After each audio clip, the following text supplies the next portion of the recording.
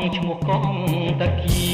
វរួចឈ្មោះជាភ្ញៀវក្រំចិត្តចំបាញ់មកដល់ដីរៀមក្រៀមចិត្តម្នាក់ឯងជាមួយសំលេ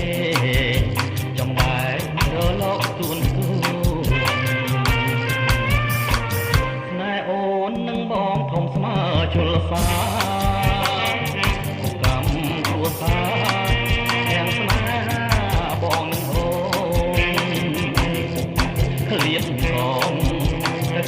ឃ្លាតមកតែខ្លួន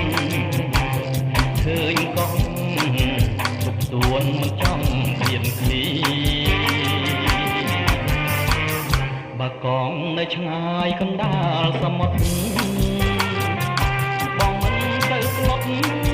ត្រង់ទឹកនេត្រានេះនៅបងកាយមើលឃើញមកគ្នាមិនគួរគ្រួសារបំបែកស្នេហាយើងបាន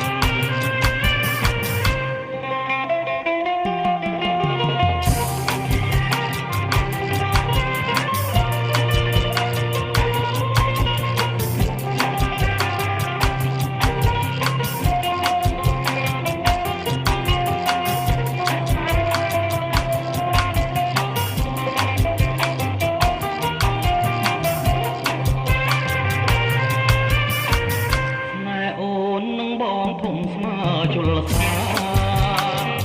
គុកកម្មគ្រួសារទាំងស្នេហាបងនឹងអូនឃ្លាតកងតាគៀវឃ្លាតមកតែខ្លួនឃើញកងទុកទួនមិនចង់ឃ្លាតឃ្លាបើកងនៅឆ្ងាយកណ្ដាលសមុទ្រ